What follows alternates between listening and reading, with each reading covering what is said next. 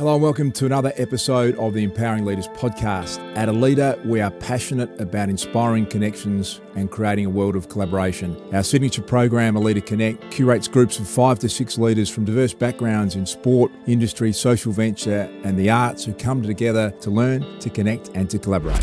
I've probably had some of the most radical changes out of that leadership group. The significance of their work and how much it's really about helping others. It made me think, what else could I be doing? And I approached our owner, and within a few weeks we'd raised $5 million to try and solve obesity in the underprivileged community in Milwaukee. So that's one spark that leadership course has caused to contribute and leave the world as a better place. It defines the word creativity for me. The ability to see connections where none seem to exist. And I think that's the magic of Aleda. Definitely not my usual, workshop panels like humanitarian spaces, but more of an intentional dissection of leadership. The Empowering Leaders podcast is proudly brought to you by Victoria University, where cutting-edge sports and exercise science facilities like heat chambers, performance labs, and altitude environments mean VU is ranked 7th in the world for sports science. VU, uniquely you.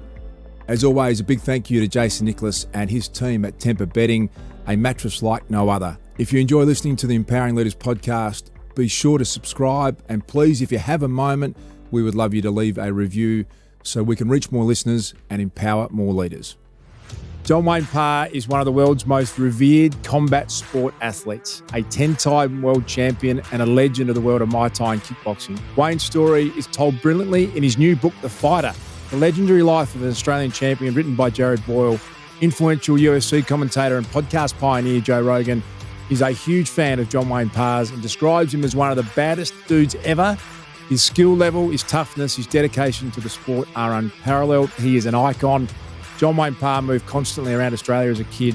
His parents were racehorse trainers and they were forced to regularly move towns in search of work. And the story of a young Australian boy living in the brutal martial arts training camps in Thailand, going on to arguably be the most revered Westerner ever in the ancient sport of Muay Thai, is nothing short of remarkable. Wayne, it's great to meet you. It's an extraordinary life that you have lived, and it's captured brilliantly in the book that's just been released about your life called The Fighter. The story of a legendary Australian champion written by Jared Boyle. Can you tell me, how does a boy that grew up in the Gold Coast and moved house regularly turn out to be a 10-time world champion? How did it happen? So my parents were horse trainers, and we moved a lot as kids.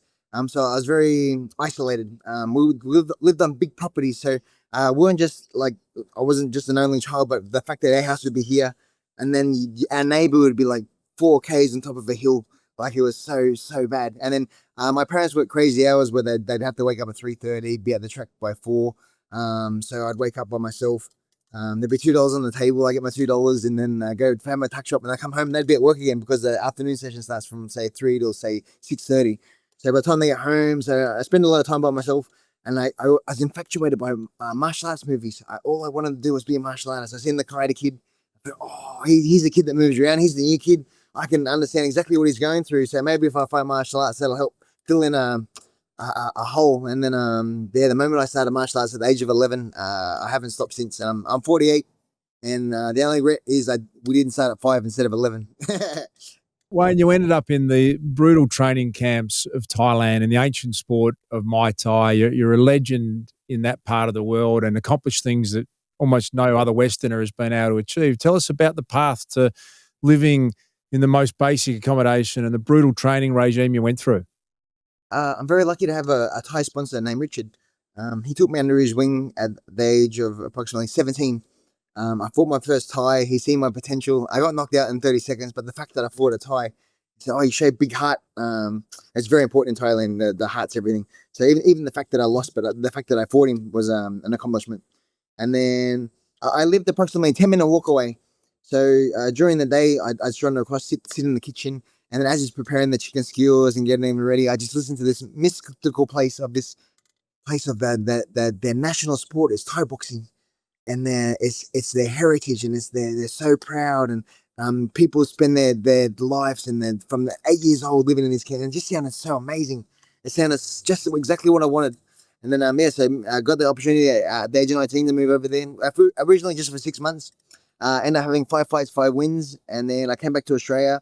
A few months later, the camp rank said, "Can you please send him back? We believe he has a big future in the sport." So Richard, out of courtesy, sent me back. But he said instead of 6 months, I had to send you back for 12 months. So you make sure you get the techniques down perfect.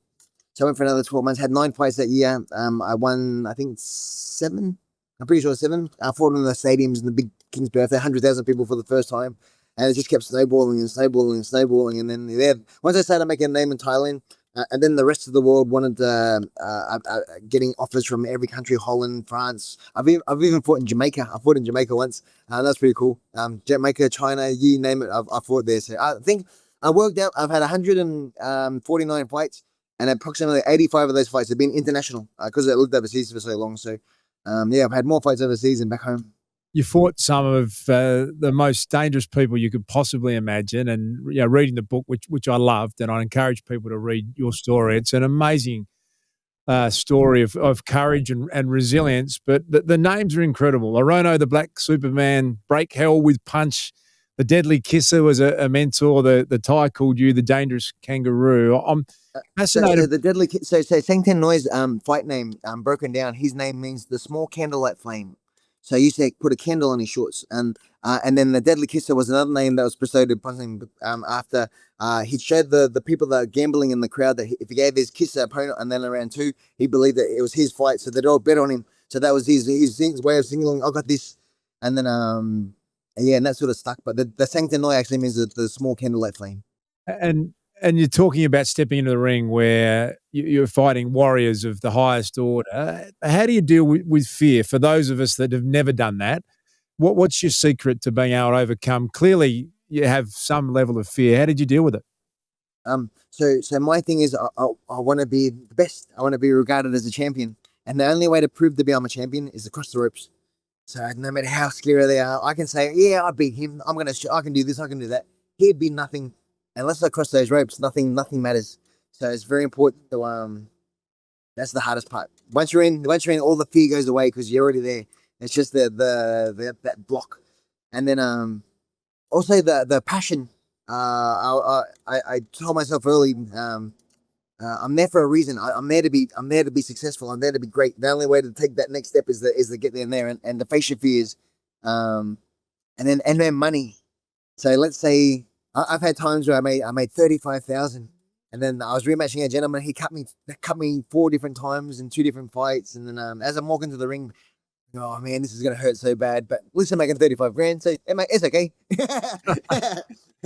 Wayne, an incredible life on so many levels. I look at a great warrior going on the ring, and when you win, you celebrate as you should. But the defeats are brutal. And when you see a fighter exit the ring having lost, that looks as painful a loss as you could imagine. How did you deal with those? Because almost every fighter has to deal with defeat. How did you handle that? It's terrible. I won my first 9 fights in Thailand straight. So I was very fortunate to pop up the rankings really fast. I got to number 4 at Lumpini Stadium in the rankings, and I was 1 fight away from actually the promoter came into my change room. And he said, if you win today, your next fight will be for the Lumpini title. And then I was so excited. And then I ended up getting cut 21 stitches. And the fight ended up stopping round 3 from too much blood and excess and the whole business. And then, for the next week, I just hid in the room because I was so embarrassed. Even though the guy was a legend and losing to him is no big, it's just the fact that I fought him. But in my head, I've lost. And I was on TV too, Thai TV. And every media outlets, and then Thailand's finally got their honor back after the Australian had won in the first 9 fights and everything. And then front page of the magazine the next day showing but during the fights, I knew I made my mistakes, and just having the pain of a loss, you don't want to have that feeling again.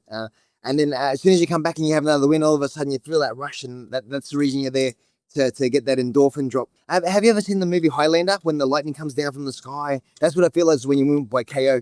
And then you can't sleep for 3, 4, 5 days. Your skin's always, you're just so happy. Knocking people out, so much fun.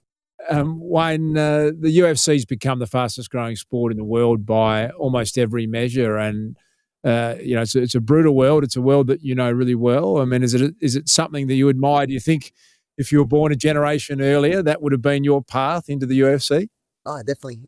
The fact these guys are making hundreds of thousands of dollars per fight, getting pay-per-view points, and we're getting generational money, not just retirement money, generational wealth. Yeah, it's so exciting to see the sport prosper, because it helps me as well, because people need Muay Thai skills to get into the next level of UFC. And also we've started jiu-jitsu at my gym the last 5 years also. So I was never sort of a jiu-jitsu guy, but since the last 5 years we have a Brazilian instructor that comes to our gym every day.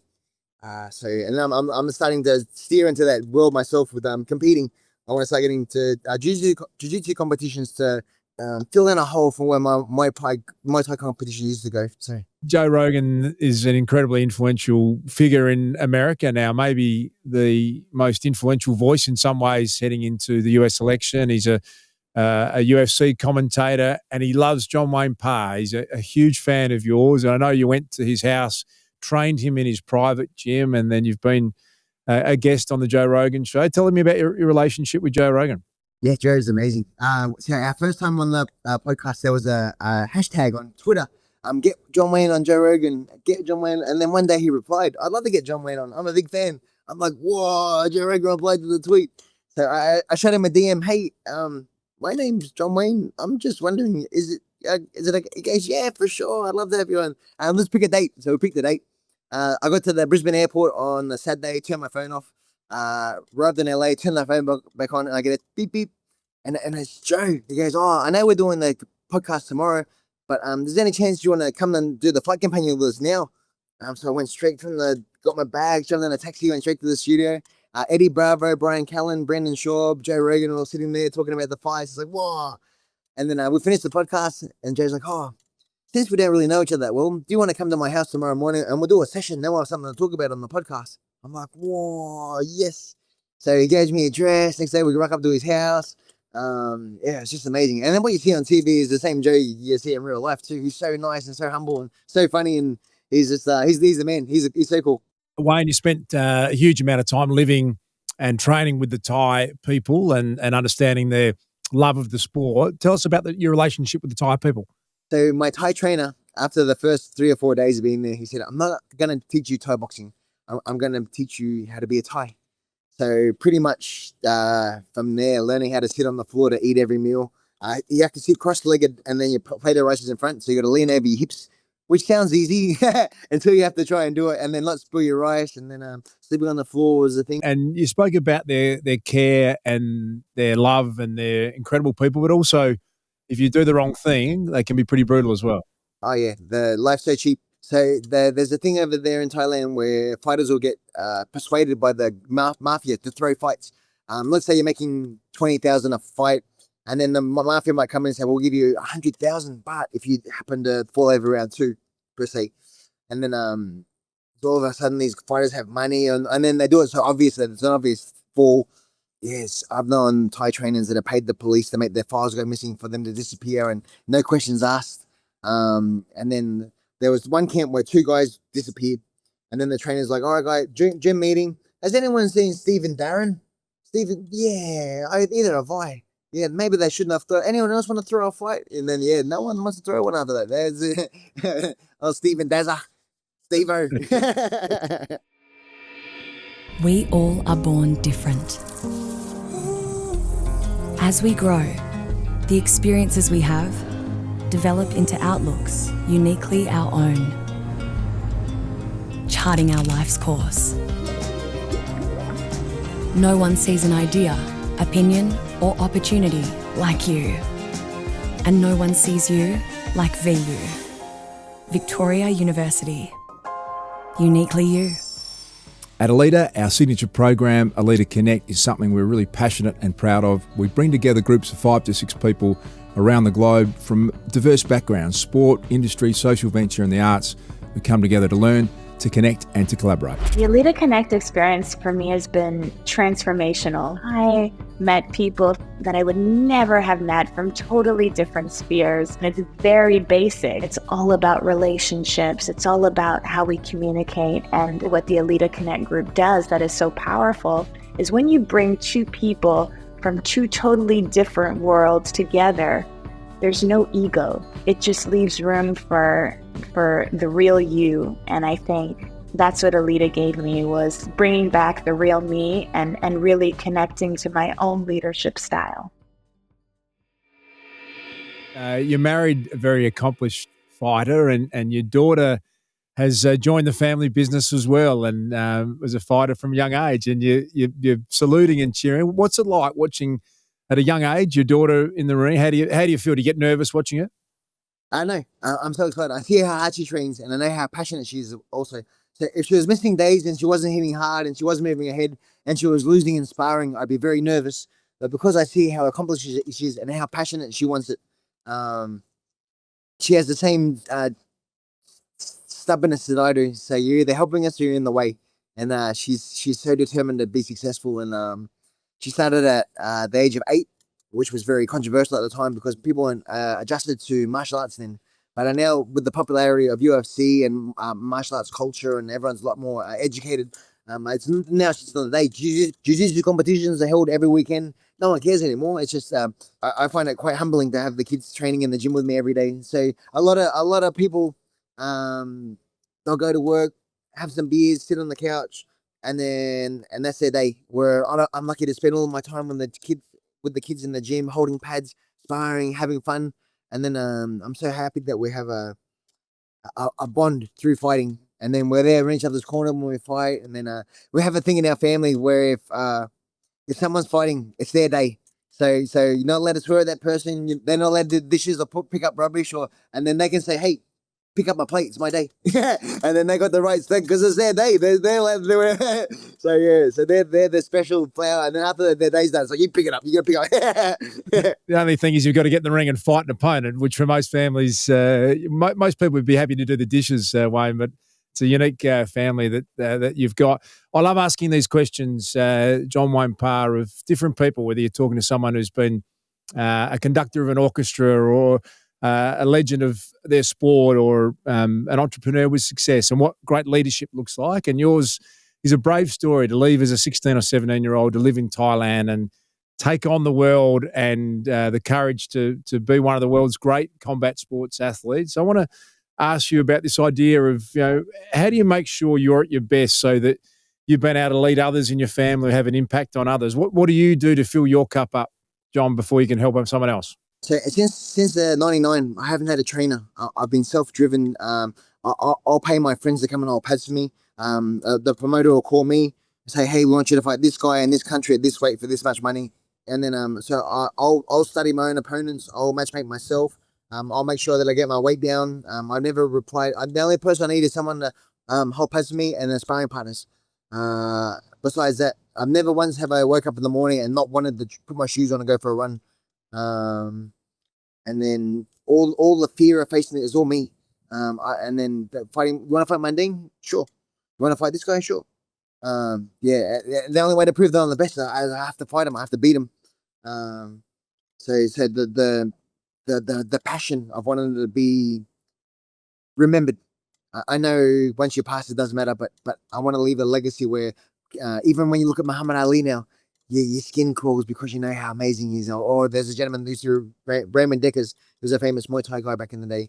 And I think of those guys' names, and hopefully I can be put in that tier where after I pass, and people can hopefully still be inspired by what I did when I was younger. Yeah, if you read the book The Fighter, you'll see the incredible story that is John Wayne Parr. And I love this idea of what leadership looks like, and yours is a unique story. What advice do you pass on to others who maybe want to follow your path from a leadership point of view? You have to want it so bad. You have to want it more than you want to breathe.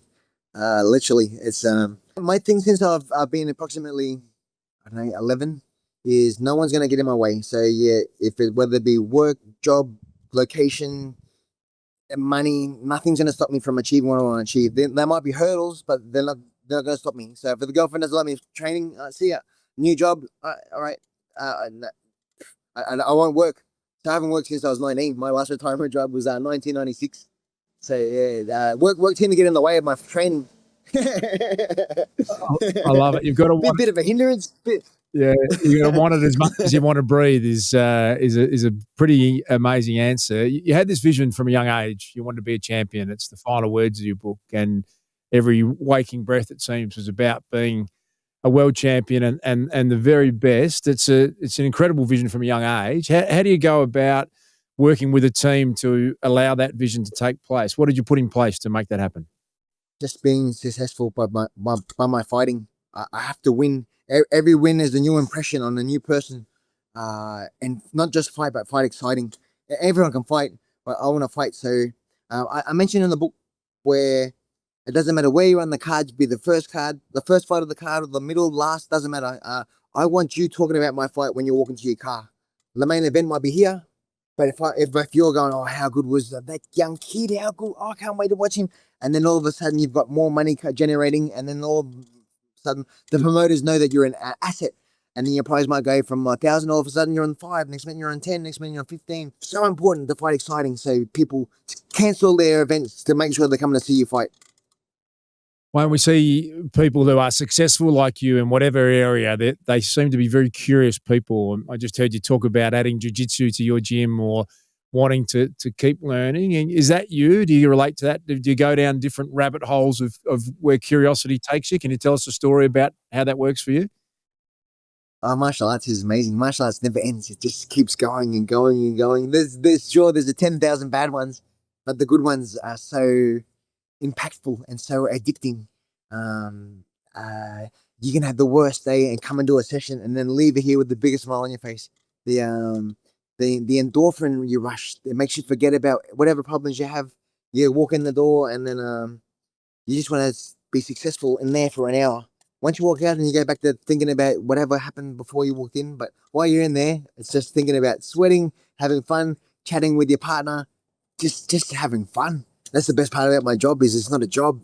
It's just fun. And you can see that in the smile on your face. Everything you say, you said you've lived this joyful life, and it comes out. We love this quote that the cost of great leadership is time. You said before, nothing gets in your way of your dream as it was to be a world champion. But how have you been able to manage that and be married and have 2 kids and be able to make all that work? What's your secret there?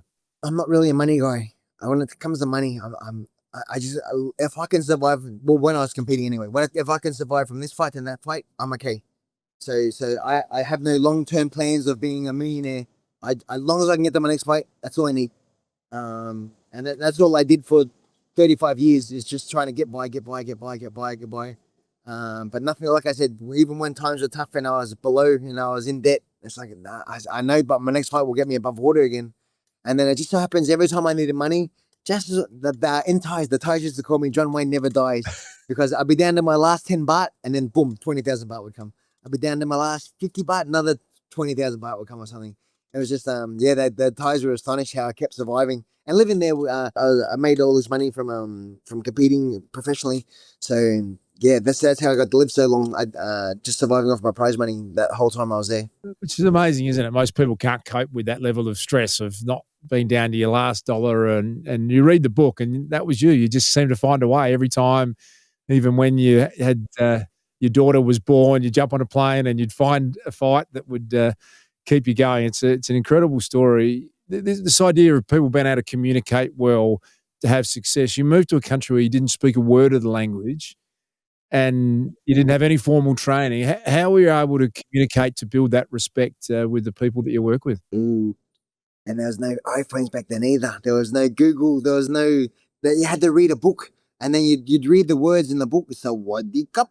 But the only thing was the pronunciation and the reading were 2 different things. So it wasn't that what you said and what that writes is nothing. There's not even close.